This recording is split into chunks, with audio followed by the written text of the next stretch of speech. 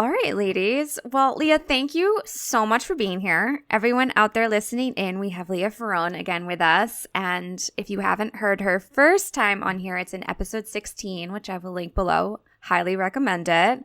But Leah, why don't you start off and just reintroduce yourself and tell us a little bit about you? Thank you so much. It's a huge honor because you were my very first podcast interview I ever did, and you're now my second repeat conversation. So it's a very special and a big honor for me. So my name is Leah Ferrone, and I am a certified mindfulness practitioner and yoga instructor. And my passion is teaching children and educators and adults too, neuroscience-based mindfulness tools that are simplified and accessible, and usually playful, so that they can feel like they can navigate this world that is consistently changing and becoming more demanding, in like a self-directed way, with agency and the tools to make the best choices possible. And so I do that through my business, Brave Lion. And I also am a mother of two small children, and my partner, Joey, is a fifth grade teacher. And so we're really in it when it comes to having young children and education be like the focal point of our home culture too. Yeah, that's incredible. You guys have a lot in common, you and your husband. So Yes. does he take some of the things that you teach and put them into his classroom? I'm curious. Yes, absolutely. And we Yeah. actually talked a lot about me, trying to come in and do more work with his students in particular. But they, at his school, they have a Wellness Wednesday. And so it's really like a fitness thing, but he's made it meditative component. So every Wednesday, he like leads his students in a stillness practice, and he starts really small, and he always comes back and says these kids, they actually love it so much and they look forward to it and they ask for more. So and then even if there's something that's going on with a particular student or a dynamic in the classroom, he'll ask me some thoughts I might have or ways that he can either model or help mediate whatever that student or dynamic is navigating. So I love that he thinks of me as a resource, and I learned so much from him too when he talks about what's going on in the schools, and especially in that fifth grade age group. That's really cool. I love that. Do you teach children's yoga? I do. You do? Yeah, Okay. I do. A lot of times I just refer to it as mindful movement. So in all of my lessons, I do incorporate some kind of movement and really talk about it as an anchor, using your body as an anchor to bring you into the moment. I try to be so respectful to yoga as a practice and its heritage and the very spiritual foundation that it has from its origin. And so I use yoga, that word, very carefully. And I also teach kids that yoga is not just about wearing Lululemon pants, and give them a more of an understanding of the foundation of how powerful it can be to have this connection of your mind and body, and that it's a mindful tool, really. Yeah. And it's more than being on the mat. But for younger kids, we do make it so playful and story based, and you're really just helping with the foundations or the building blocks, and then have them maybe do a full sequence at a younger age. A full yoga class or sequence might not be accessible or realistic, but getting them familiar with postures and getting connected to their body and knowing what, being able to articulate how something feels, whether it's pleasant or unpleasant. I always do with kids, we say it's either yum, yuck, or meh. So, instead of good or bad or having a different label, it's like yum is like, yeah, this is something that I can stick with, or I'm intrigued by, or I'm curious about. Yuck is, this doesn't feel good to my body, or it's not available, or something is not feeling connected. So maybe it's not a yum yet, but it could be. And meh is, I'm not sure. Like I can't qualify or quantify what my experience is yet, but I'm not ready to say it's a yuck. And so we can and I even do that with older kids too, just to get them to feel this sense of like knowing themselves and having the ability to say something, to have an opinion about something, especially when it comes to their body. Yeah. No, I love that. I mean, because I feel like we really are so out of tune with our bodies. And that's really why I wanted you to come on today, too. And not just with children, because of course, this time of year, it's hard for our kids, too, right? Because they're all amped up. They want the gifts, they want the elf, they want the candy, all that stuff. But it's also like, as moms, I don't know about you guys, but like I constantly get sucked into like, did I buy enough? Am I doing enough? Yes. Am I like, how many advent calendars can I have? Or like, am I putting enough in that advent calendar? Like, it gets insane. And I think I really forget the meaning of Christmas, first of all. And also, like, I'm missing out on making those memories because I'm so worried about like doing enough. So Leah, I would love your perspective. I don't know, Allie, did you have any questions about that for Leah? No, I don't have any questions per se, except I feel the same way. It's like I want everything to be perfect. I want to create all the perfect memories with my kids. And so like if we're baking cookies and there's a huge mess and stuff, I'm getting stressed out like, oh, the mess. And instead of just focusing on, well, they're having so much fun, I'm focused on like, let's get the perfect cookie for Santa, instead of what I should be focusing on, which is them just, loving the experience of baking cookies and making a mess. Yeah. So, yeah. Absolutely. And Allie, I'm just going to use you as an example. It's a perfect opportunity. Sure. You're coming off of this cold too, right? So like you have these expectations and these plans for the holidays. And then of course, life is going to throw curveballs and plot twists. And then and a lot of times I know as moms, we're not as willing to like let ourselves rest or recover. And we still forge through with whatever that vision or that plan is. And so, even if you had all the time in the world and all the resource in the world, like something will come in and kind of test your tolerance of any situation or experience that you're in. And that's like where I think a mindfulness practice is so powerful and impactful. So just to rewind a little bit, this idea first of perfection is so complicated and it's so deep rooted and there's so much conditioning around it for us as women and just in society. But my first thing would say is just to, change our relationship with this idea of what our expectations are, what we're longing for.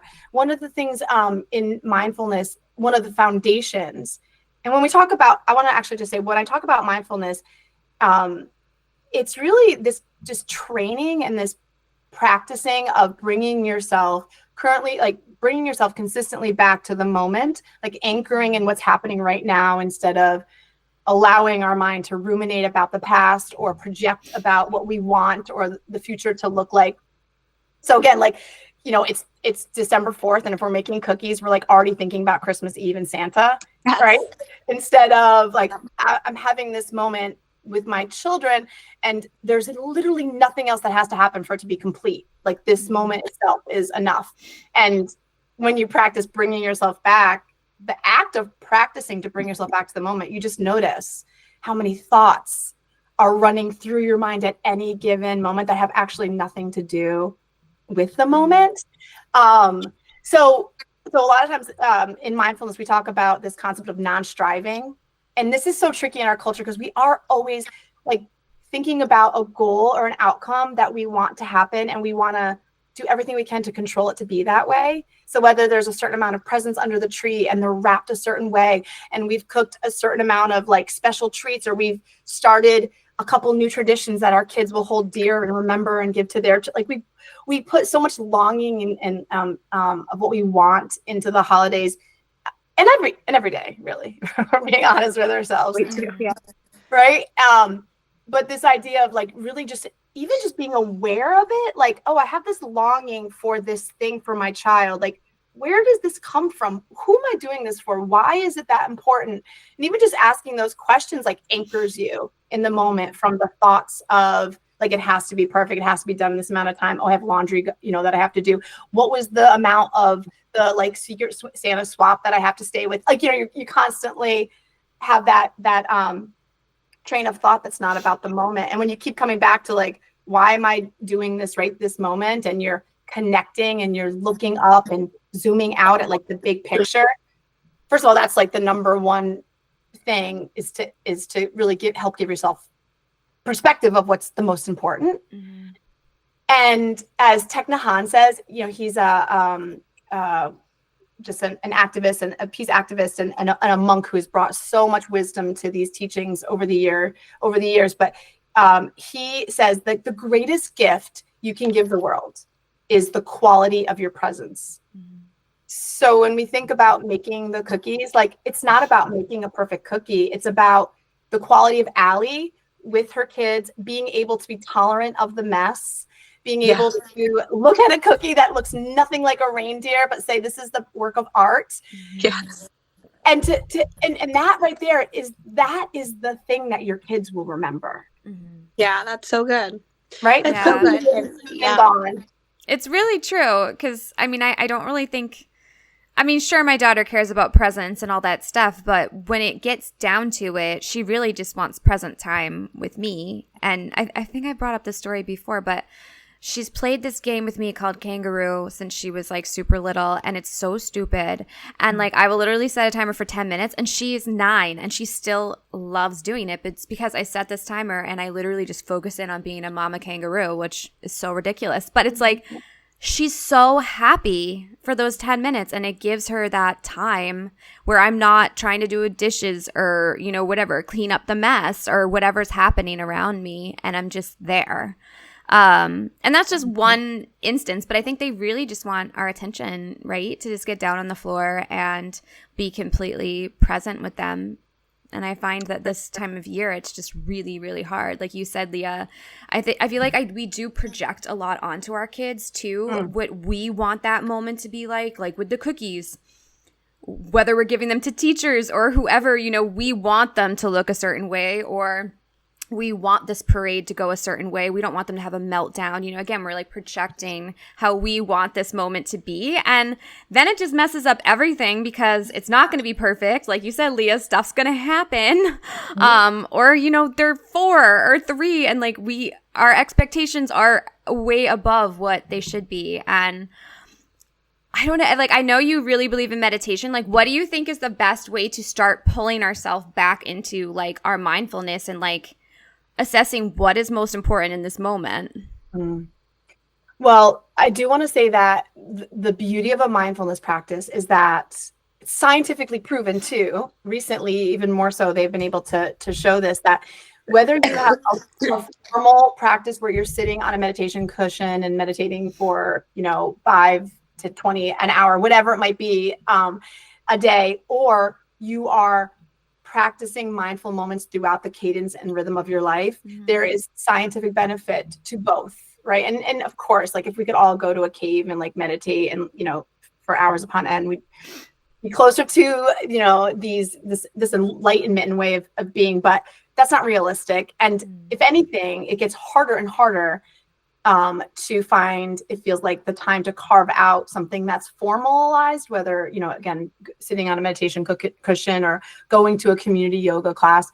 So the most important thing that I like to emphasize and teach is that your practice, whatever you decide to do, can be simple, and it can fit into the rhythm of your day. And in a lot of ways, the holidays it's like a perfect landscape and playground to start putting these mindful moments into what's already happening in your life. So one of the ways that I like to think about it is, again, I mentioned those attributes of mindfulness. And so if you're going to train yourself to anchor in the moment and have this present moment awareness, it's like the way in which you do it, right? The quality. So when we talk about the quality of presence with our children, and also I just want to mention, like, everything we talk about feels like what we're doing for our kids or for our partners or for all the other roles, but all of this is for us too. This is so that we can, like, this holiday season, feel the like wonder and magic that we did as a kid too, not just do it so that we can give it to somebody else. Like, this idea of having a mindfulness practice is to nurture ourselves too. Like, that's really an important piece.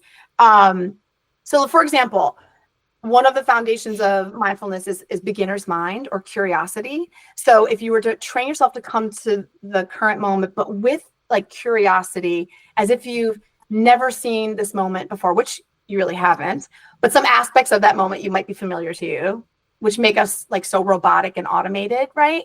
But if you were to actually allow yourself to stop and look at the moment with a little bit more curiosity, it changes everything. So here's an example. And most of us shower daily or every other day or whatever it might be. So if these things are already part of your day, or even just washing your face or brushing your teeth. There's this idea or practice of just like watching your hands while you do any activity that you're already doing. So let's say you take a shower and you, of course, it's a great opportunity to pick something. Like I have some products that I use that are purely like sensory based, like the essential oils or the aroma of them or the way that they lather are just really, pleasant experiences. And so, when we usually get in the shower, you're like just washing your hair, washing your body, and you're thinking about what's next or ruminating again about what's happened. But if you actually watch your hands, like washing your body and like listening to the rain, the sound of the rain, unless you're showering outside, the sound of the shower water, like, as if it was like raindrops or in the smells around you. But this idea of like watching your hands, it slows you down a little bit, but you just like notice things that you've never noticed. It's a way of anchoring. And even just like making your coffee in the morning, for example, allowing these little moments to say like, I'm going to slow it down a little bit and just watch your hand reach for the drawer where the spoons are and pouring the coffee, like this idea. And it might sound silly, but you can see how we never pay attention to these parts of our life. Right? They're already there. So what benefit could there be of being curious about, like, I do all these things, like, what are they really like? What are these experiences really like if I was really paying, more attention? Even something like brushing your child's hair, like if you're watching your hand as you're brushing her hair or his hair. My son is always like the head nod, like tosses his hair to the side. So that me brushing his hair days are kind of over, but not really. But actually, that's a perfect example. When he gets out of the shower, he wants me to brush his hair and blow dry it. And so like I will I'll watch my hands as I do it and like pay really close attention to what I'm doing. And it anchors me with him in such a beautiful way. Yeah. Does that feel like something that's accessible? Yeah, I really like that because, I have a very wandering, busy mind. I've always just been very distracted. So, yeah, giving something to focus on within what we're doing, I like that. Yeah, yeah. Right? Another one I especially teach this with educators is to pick a symbol or a specific time whether the symbol is a cue for you. And so for like this time of year, you could have fun with it. You could pick something that's festive, like a gnome or an angel or a candy cane or something. And when you see that symbol, like that's your cue to anchor in the moment. So you could, maybe take 3 breaths, or you could stop and notice one thing through each of your available senses. And these take 15 seconds, or 30 seconds, right? So that symbol could be your cue. And that's kind of fun because now you're kind of it's playful and you're curious. You're looking at your surroundings a little differently. And then you notice an angel and you're like, oh, I'm going to take a mindful moment here and take a few breaths. It gamifies it a little bit. But then the more you do it, like you create these cues and you start to just practice. Again, this could be while you're at the grocery store. Like you could see a box of cookies with an angel and you're like, I have 30 seconds to take 3 breaths right now, or to look up at the people around me that are also shopping. And another way I also teach that is as an arrival practice. So if you are, anytime you're transitioning, when we get off this call, before you do one more thing, you can close it off by I'm going to take 3 breaths right here. Or when you arrive somewhere and you're turning your car off, before you automatically open the door and jump out or grab your phone, you use that transition. It's almost like a transitional practice, and then just becomes part of your rhythm. And you and you do it without, hopefully not being totally robotic, but those breaths and those mindful moments become these parts of your day that are baked in, that just becomes part of who you are. Yeah. I love that. I love that too. And it kind of reminds me of, you said something in your first episode, Leah, and it was this was you were kind of you dial into yourself and you bring yourself down to being grounded. And I have put that into practice since we last talked. And, it's not perfect. Like you said, it's a practice, but it makes me so much aware. And I'm like, all right, what am I trying to accomplish in this moment? Am I trying to do too much? Am I being busy because I'm avoiding sitting down and like being completely present, because that's hard too, right? We're stuck in that busy, like go, go, go. So it really is like just like dialing in and bring like those breaths, just bring you back to, all right, where's my priorities? What am I trying to do right now? Is this sustainable? Like, am I doing too much? Should I be doing something else type of thing? And I can't say I do it all day, but I definitely find myself aware of it so much more throughout my day than I did before. Just kind of, like you said, like just regrounding yourself in those moments where you are too chaotic, there's too much going on, which I think constantly happens for us as moms, Well, so Megan, this is such an important thing that you bring up. We talk so much about, and even with our kids, like when they're dysregulated or they're activated, the emotions are too big to carry and they're feeling hijacked, which we all can relate to. That's when we tell kids and ourselves to like take a deep breath. Like sometimes it has to get so big for us to remember to take a breath or to anchor ourselves and to do something to nurture ourselves in the moment. And that's great. But that really only becomes available when you practice these things, when you are regulated or at, some nature of ease in your day. And so when I teach kids and even grown-ups too, I call it an apple a day, or even just an apple bite a day, where if you get in the practice of trying out a different tool each day, and then you can do your own like yum yuck meh. Like maybe there's a variety of breaths that you want to explore. Maybe it's not just like, 3 breaths. Maybe it's, Andrew Huberman does that psychological sigh. He did it, I think, on the Kimball show or something, where he did it with the whole audience. And you could see, and that breath is where you breathe in through your nose, and then you take like one more inhale, sip at the top, and then fully exhale. So I know this isn't going to be great for audio, but you breathe in, take one more breath, and then let it all out through your mouth as a sigh. And he did this with a whole audience of people, and you could like feel the energy just like settle. But so anyway, there's something like a breath like that. You might do that and say, oh, that's not one for me yet. Or, so that's your apple bite a day. Like you tried one and that's not going to be the one that's in your toolbox. But then the next day you're like, what other tool can I try? And when you do those and you play around with it and you make it kind of this like exploration, it's fun too, because especially with kids, like when I teach kids, I give them a bunch of options. Like here's a snake breath, here's a star breath, here's a Taylor Swift breath, blah, blah, blah. And then, which Taylor Swift is a very popular breath, by the way. I got to tell that one to Gray. I'm like going to be Googling these later. Right? We're all going to do it. And I start with my hands down here by my heart, make this little heart. And then as I inhale, I bring them up to my mouth and then blow through the heart. But I made it the Taylor Swift breath because she does that. But that's really an like idea of sending like love and intention, to others. But when I teach kids, I give them options, and then I'm like, well, but what do you like? What are things that are interesting to you? And then they come up with these breaths on their own, and they're trying them out, or you could do them this way, you could do them that way. And I think that's part of it, is that you can go to any mindful app or go to any course or like find an Instagram post that has these, cool and different ideas.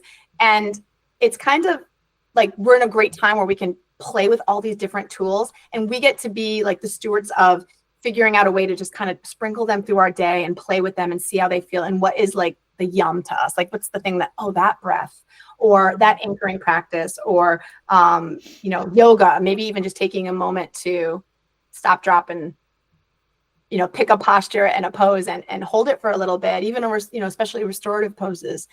Like this could be your personalized set of tools. Right. It's like your reset. Well, and I think we talked about this in your first episode too. Like these breaths actually reset your nervous system.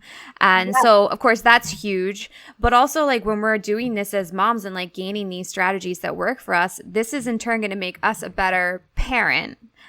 Which I think a lot of times we forget, right? We're always trying to be better moms, but we forget that we have to nourish ourselves and fill our cup in order to be a better parent for our kids. And if your child sees you taking these breaths, right? Or like you do your favorite breath and then, Gray does her Taylor Swift breath or whatever, but it's like you're teaching them that it's important, to take a break, and just it's okay if your feelings are big, But, you know, you have to have strategies to be able to, you know, go on and move past them. Yeah, we talked about that last time too, where like even speaking it out loud to them in a way that's not scary to them, of course, but like, you know, Mommy's having a really hard time. There's so much I want to do for the holidays and so much magic.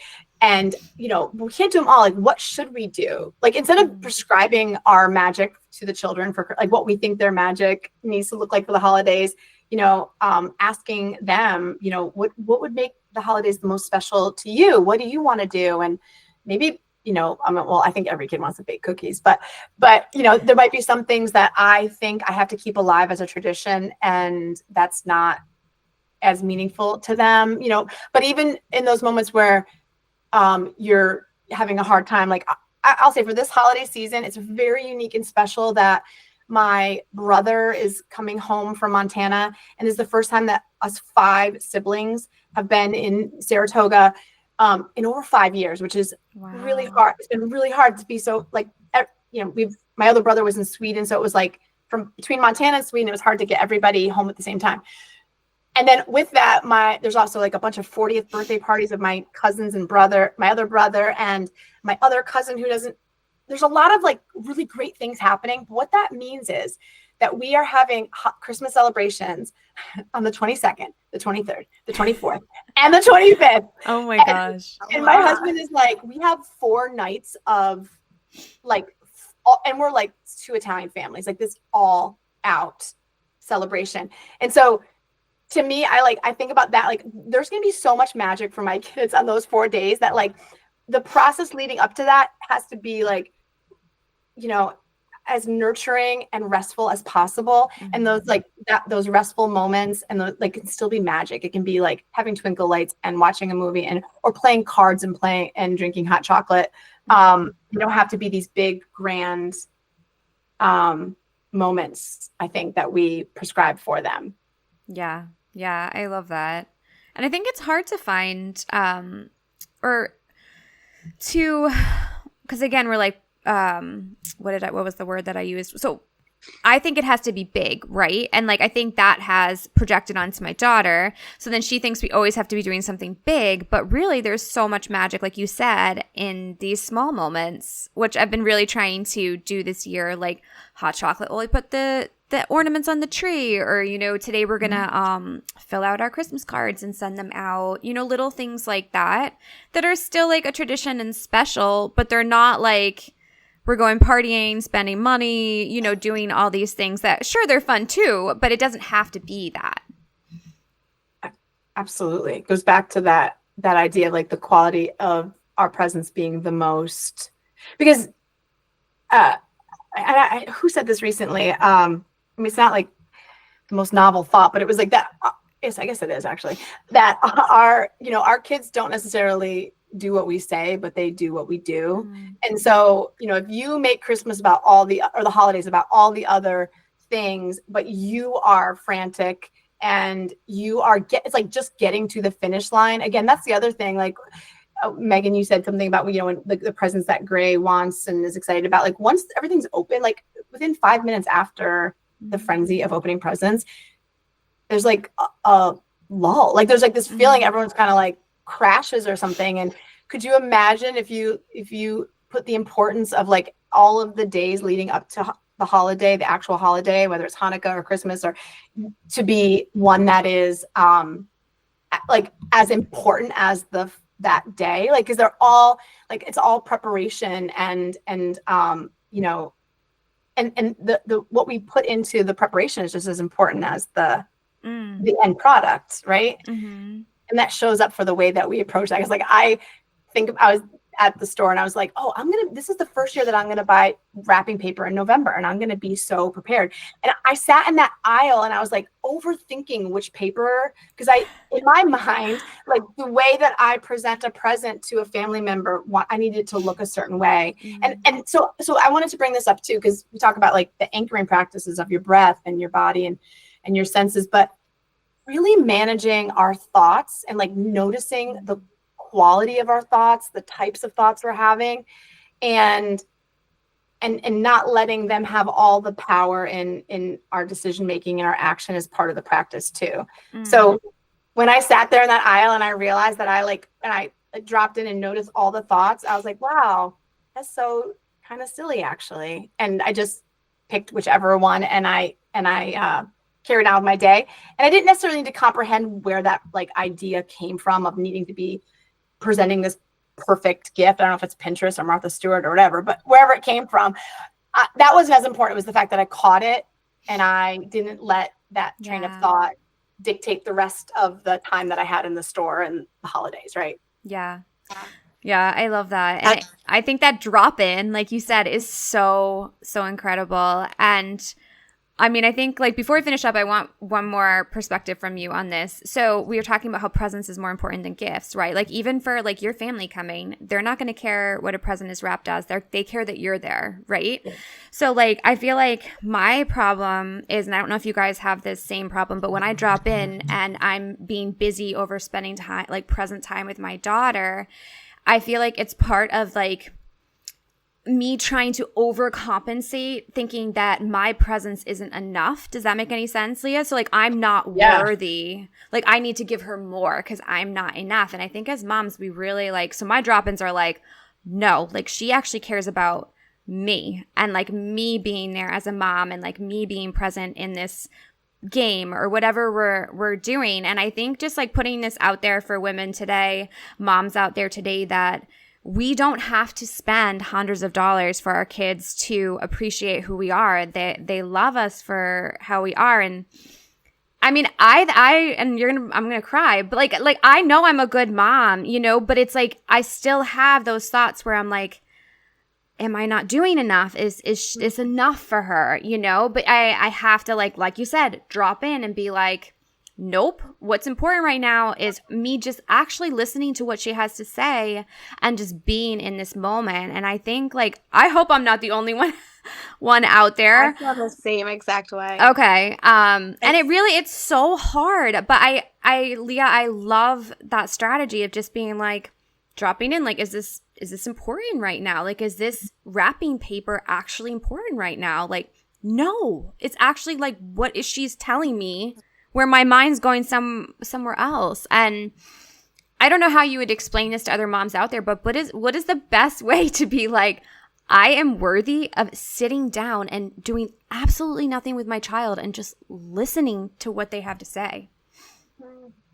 It makes me want to cry too a little bit to hear anybody or any of us say, and we all feel this way, that like that maybe our just being who we are right this moment is enough. Like we don't have to be anything more or do anything else. This idea that like, you know, we're always trying to expand and be better and, you know, reach a new, you know, deepened sense of like self-growth is so wonderful. But you know, like even Mr. Rogers said, like, you have everything you need right now. Like you are perfect and whole right in this moment. And unfortunately, I mean, it's complicated because there are so many factors and experiences and conditioning that has an ancestral, like, you know, cycles that have led us to maybe not feeling that sense of self-value or worth. And so this goes back to this idea too of like nurturing yourself and making this practice about you first and foremost so that it can radiate out to your children. Of course, we would want, you know, a goal to be our child seeing us, you know, feeling ease and peace in ourselves, doing anything or nothing, just being. But that's not like, that's something that's going to takes practice. That's of course a goal that we might want, but wouldn't you want that for yourself? Like first, like, wouldn't you want to be able to like give yourself permission even to have these holidays look exactly the way and every day after, like how you would want them without the influence of your mind telling you that you haven't done enough or that you should, of course, there's like we should ourselves, we should be doing all these things. And so one thing, you know, you could do is, this actually has come up for me a lot. I'm having a tough season with my health, and I have Crohn's disease. And so I'm having a pretty significant flare up in these last couple months. And so talk about a plot twist for the holidays. Like there will be no eating any of the traditional feasts for me. And so there was a little bit of grief there, but then I actually stopped and I was like, wait a minute. I sat down, I looked at some of the things that I've been able to accomplish and do all while having this challenge. And like, I've like fallen deeper in love with myself through this challenge than I think I could have if I just kind of continued on without having, this circumstance. Mm-hmm. And so I think looking inward and really like gifting yourself, the gratitude of yourself, like maybe even, that's a more formal practice, but making a list of all of the things that if you need evidence that you're worthy, like make a list. It would be endless. Yeah. I mean, gratitude is the best way to go about it for sure. But so often with gratitude, we look externally, right? I mean, I do a lot of times. My lists are like, clean water, drinking water, and my children are healthy, and my husband, like, and I have a beautiful marriage, like things that are, and that's a big thing, but like even small things. But imagine if you did that gratitude and you just like did it inward, and you were, even if you had a moment where like, I'm grateful that, that insecurity shows up because it's taught me this, or I'm grateful that, somebody in my family got in my head about doing it this way, because now I've learned, a new way, and I can pass it on to my, there's a way of doing that gratitude internally where you can just build up a little bit more, love and connection to yourself too. Yeah. I love that. Do you use a lot of affirmations? Do you have any that like stick out that you use? Well, so one thing I do with kids a lot is I do the like finger taps, and I try to come up with like a 5-word affirmation that they can use, or even just like 4 by doing this. And being brave lion, I always go to I am so brave now, or I think, what was it? No, that was I am so brave. Like I do the 4. Because honestly, for me, living in this world, navigating the challenges that are just continuing to, come our way, whether it's the tech saturation or, our disconnection, I think that we all are feeling like there's a beautiful, beautiful book that is a great, maybe a holiday gift. It's called Our Table by Peter H. Reynolds. And the main character she's in her home, and she says everyone in our home is in a different place, and they're all on different devices, and nobody's gathering around the table anymore. And so things like this, are big factors in our culture and society that we have to work towards, is getting us together. So, but it takes bravery and courage to do all the things. So for me, the bravery piece, the courage is like whatever I do externally, and then also managing the hard and difficult things internally takes a level of bravery. And then also doing things that are against the norm, or maybe out of the box, or like saying, no, I'm not going to do that one extra activity around the holidays, takes a level of courage, right? Because you're not quite sure how you'll feel, or the person might feel, or, but it's the right thing for you and your family. So Allie, that would be right now, it's a lot around courage, and for my affirmations, and also just the saying around our house right now is that we're nurturing the nest. So like whether it's your own nest or the home, I think the political climate leading up to the election and after for us made us take better inventory of like what we're consuming. And so when we feel like there's too much going on, or like the consumption of media or any of that, we're like, wait, nurture the nest. So it's like, bring it right back to like, is this the best twig for our nest, or like the best, soft blanket for, or whatever the birds put, like, not a blanket, but like piling or whatever for to make the nest safe and comfortable. And we think about that on the level of the home, like insulating the home, but then also our own hearts. Love that. Yeah, I love that too. Oh, yeah. Leah, thank you so much. This was so incredible. Well, I hope there's things that you can actually take into. I think. Oh my God, so much. Yeah. And a lot of I will say, like what I said about being worthy and whatnot, like the practice that you gave me about dropping in, it's changed my life. Because like I feel like on a subconscious level, I knew before I was like being busy over being present, but like now I can actually be aware of it. And it is a practice, not perfect. Like I said, I still have to catch myself all the time, but like it's huge. And even just like that small awareness has definitely changed my life. So I so appreciate you. So happy to hear that. I know mindfulness like a silver bullet where like it makes, or magic bullet that makes things like everything in your life change. It just changes the way you're in relation to the things that are happening, but also with yourself. And that part, like we can have things that we're intolerant of and things that frustrate us, but it's how we respond to them is where, like, and giving ourselves that power to respond in a way that's full of like heartfulness and compassion and non-judgment, all of the attributes of mindfulness. That is where you really are like, you realize how incredible we are as human beings. Like we have so much power to evolve and change, but also like just to radiate so much love and goodness into the world. Yeah, absolutely. Well, thank you so much for being here. Allie, do you have anything else to add? No, I'm excited to try these tools though. Like you did give a lot of amazing things that I'm just very excited to try. Yeah. I hope you feel better, Allie. I'm glad we can serve your voice a little bit. See, I have one question. What a time to get this. You know what I mean? Like, what a time. Well, that's the thing too. Like, there's going to be more, like, that's the thing. Somebody's going to get sick before the end of the holidays. And also there's going to be a day where you have planned to do all of the things and there's going to be a snowstorm and your kids aren't going to have school.